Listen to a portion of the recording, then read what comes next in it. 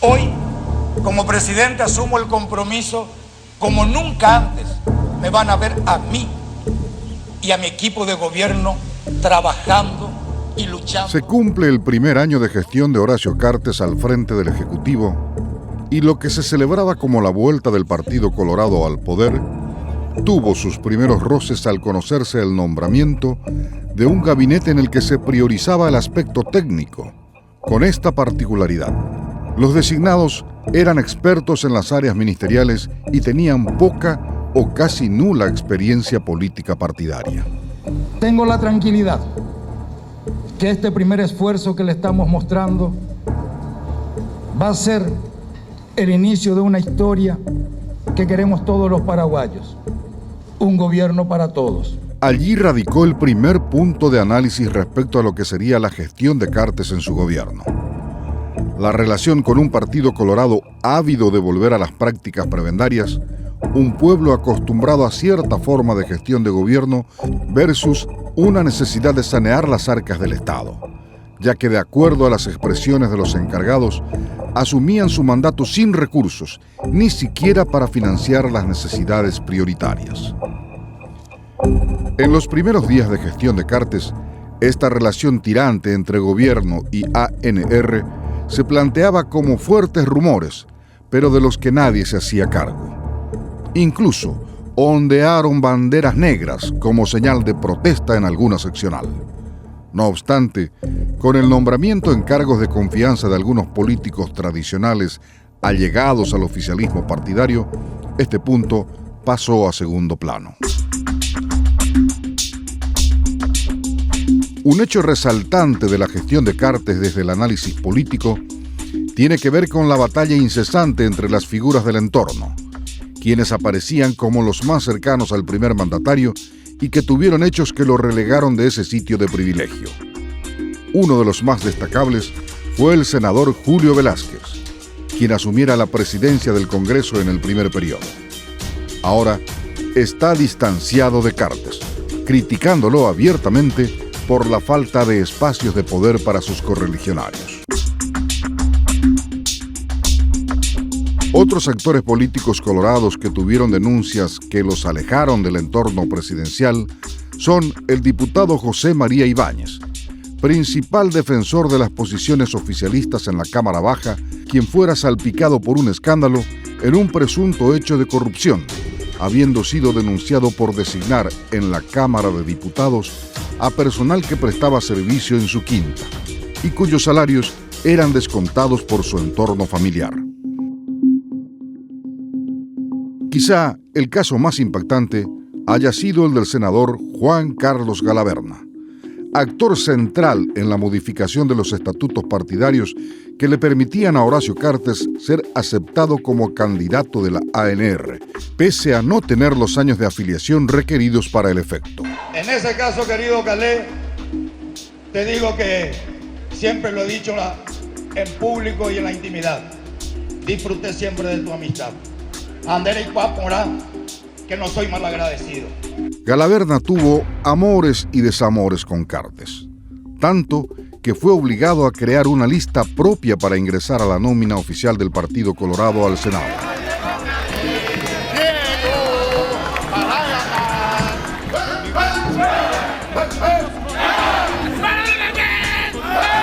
Incluso se daba como un hecho que Galaverna asumiría la titularidad de la Cámara Alta en el segundo periodo de la mano de Cartes. Finalmente, el designado fue Blas Llano, en un acuerdo en el que se privilegió al PLRA por encima de las internas coloradas. De 45 senadores presentes en la sala, 28 votaron al senador Blas Llano, 17 al senador Juan Darío Monjes. Con este resultado queda electo presidente de la Cámara el senador Blas Llano. Se hizo un arreglo con un sector de la bancada del Partido Colorado.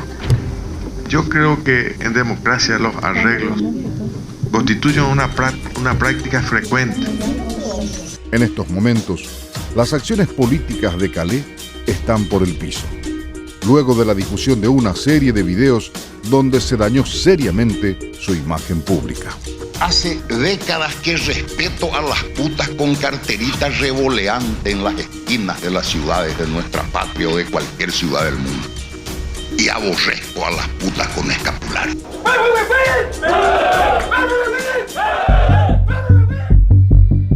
El senador Víctor Bogado denunció que su desafuero por la presunta contratación irregular de personal a su cargo en la Cámara Baja fue producto de una interna partidaria que buscaba debilitar su sector para las elecciones municipales en Asunción. En esa misma línea, Óscar Tuma, quien era uno de los principales cartistas, comenzó a cuestionar la gestión del presidente de la República, una vez que Cartes insinuara un nuevo apoyo al intendente Arnaldo Samaniego de cara a las municipales del 2015. Todas estas escaramuzas salieron a la luz por las declaraciones de los involucrados, ya que Cartes en ningún momento sentó posición pública. Siempre tuvo una postura equidistante de los conflictos, preservando su imagen, intentando mantener su independencia de las durísimas internas coloradas. A esta pose presidencial favoreció enormemente una oposición debilitada, casi inexistente, con un partido liberal radical auténtico desaparecido, impugnado por la gestión de Federico Franco, dividido en facciones cercanas o alejadas al oficialismo colorado. Una izquierda, como casi siempre, atomizada en pequeños grupos sin poder articular políticas públicas que pudieran reivindicar los fuertes cuestionamientos que recibieron después de su paso por el poder de la mano de Fernando Lugo. Los otros partidos con representación parlamentaria, con bancadas casi personalizadas, no suman a la hora de los votos para impulsar proyectos o cuestionar las posiciones oficiales.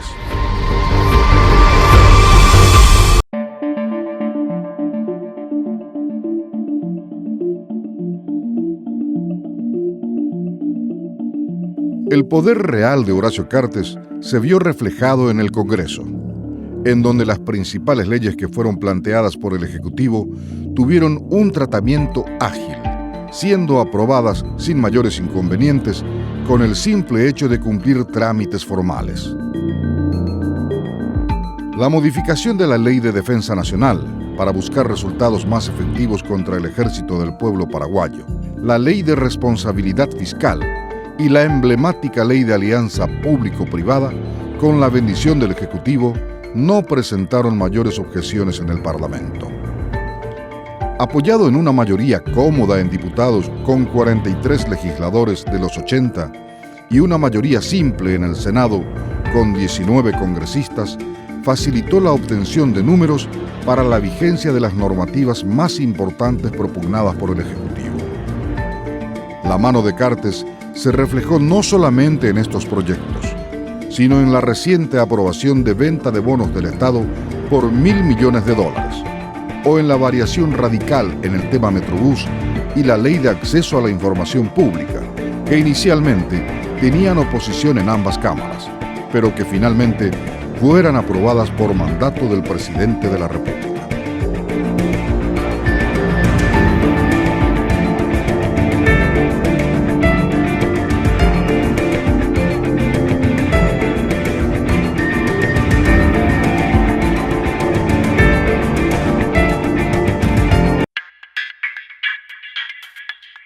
El gobierno de Horacio Cartes presenta un perfil claro. Prioriza el aspecto económico, apuntando a grandes inversiones como la manera de eliminar la pobreza en nuestro país. Para la gestión de Cartes, los programas sociales pasaron a un segundo plano, y aunque algunas políticas públicas representativas que se iniciaron en gobiernos anteriores, como el proceso de gratuidad de la salud y el programa de asistencia condicionada Tecoporá, no fueron eliminados, están siendo relegados de la agenda pública y su crecimiento y sustentabilidad son cada vez más difíciles de apuntalar. En este primer año de gestión, tampoco se conocieron grandes hechos de corrupción que dañaran la imagen de los administradores de los bienes del Estado. Los escándalos más importantes pasan por el acceso que tuvo la gente a conocer los salarios en los principales entes del Estado. Un gasto grotesco con asignaciones que nada tienen que ver con la realidad de un país tercermundista, como es el Paraguay.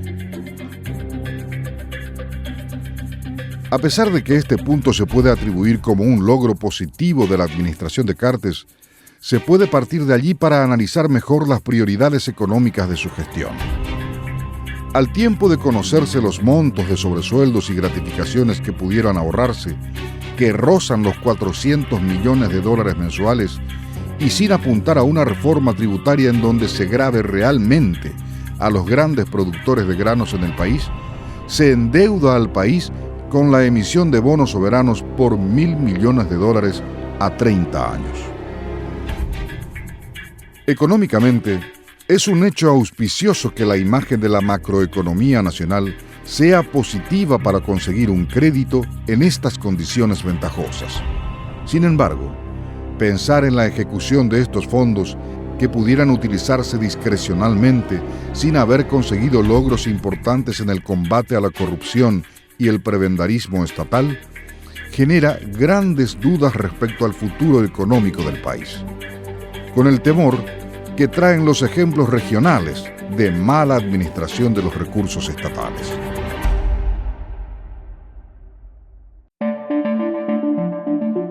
Para el gobierno de Cartes, el sector transporte constituye su punto más débil.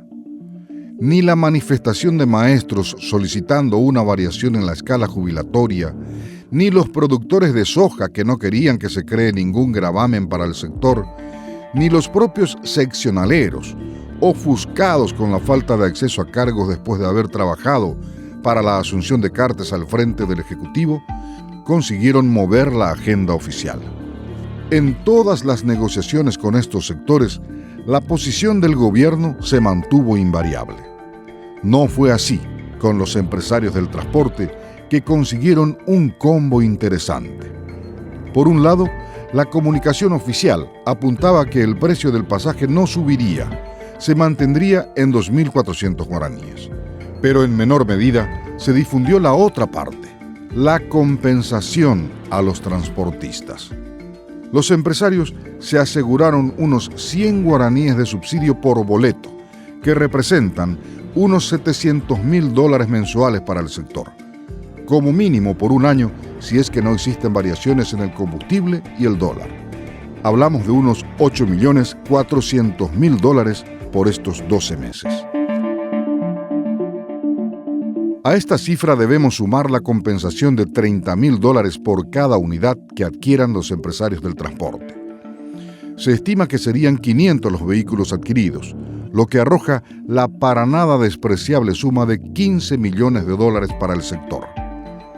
El crédito, del que hasta ahora no se tiene claro cuál será la partida de la que se destinará al rubro, será no reembolsable y el Estado no será propietario de ningún porcentaje de las unidades nuevas. En palabras más simples, esta suma se le va a regalar a los transportistas para que renueven su flota.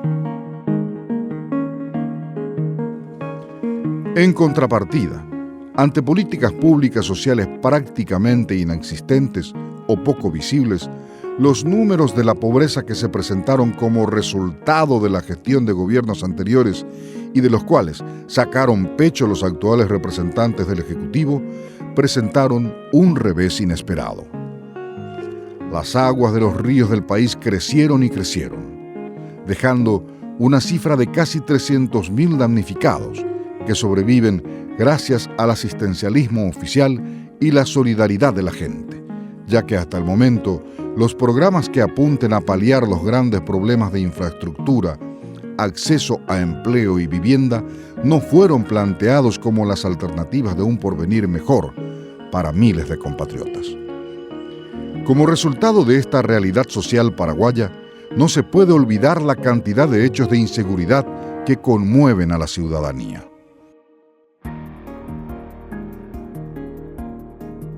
Los asaltos callejeros, cada vez más frecuentes y violentos, con la complicidad de una ineficiencia policial y judicial, imprimen la rutina de miles de personas. No nos van a marcar la hoja de ruta, ni criminales ni grupos armados, en un país donde sabemos muy bien que el Estado de Derecho y la justicia serán ofrecidos a todos los habitantes de nuestro país.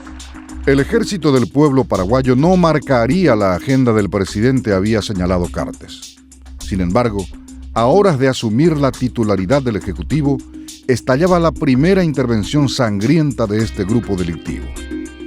Secuestros en la zona controlada por policías y militares con un niño y un uniformado en cautiverio, atentado contra Torres de la Ande, son algunos de los hechos que sí marcaron la agenda política y social por la intervención del EPP.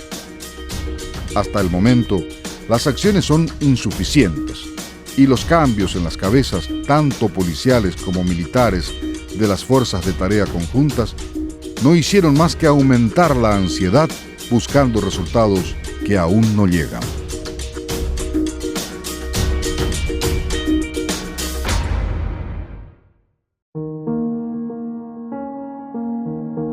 El paso de la administración privada a la gestión pública implica una serie de cambios. El gerente, por ejemplo, debe rendir cuenta a los cuadros superiores y en ningún caso está obligado a brindar más explicaciones a los esquemas inferiores de la escala organizativa. Una de las características más importantes del entorno más cercano de Horacio Cartes tiene que ver con este perfil. La mayoría de sus asesores provienen del sector empresarial, acompañando al propio Cartes en la administración de sus múltiples empresas.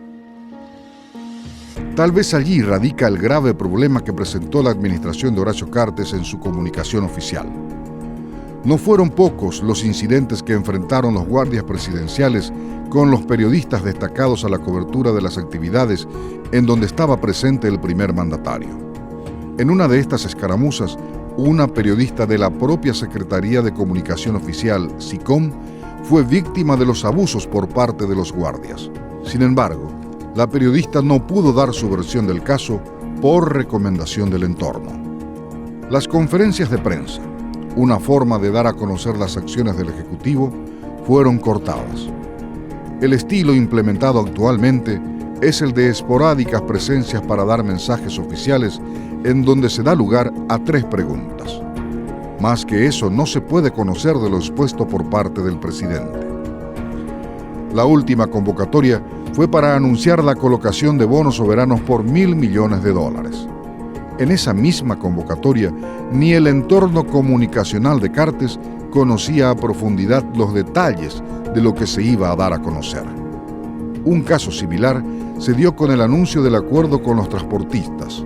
No se conocía hora ni lugar de la convocatoria. Algo increíble. Esta crisis comunicacional se profundiza al no existir una figura que se encargue de dar a conocer la versión oficial de los hechos, como lo hacía el propio Nicanor Duarte Frutos durante su gobierno, o Miguel López Perito, o Augusto dos Santos en la administración de Fernando Lugo. El entorno cercano a Cartes opta por el silencio. Nadie explica nada a la prensa. El esquema de difusión de la información oficial cambió formalmente. De la Dirección de Comunicación a la Secretaría de Información y Comunicación para el Desarrollo, sin que en la práctica se note una diferencia sustancial. Al contrario, la desinformación es la constante. La información para la prensa y la ciudadanía en general es limitada e insuficiente.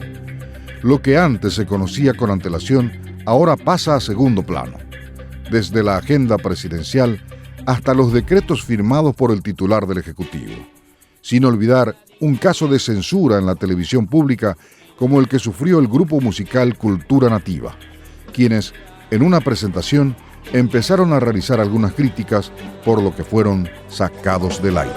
Escucha esto, cómo andan ellos, llenos de plata, roca para. Okay.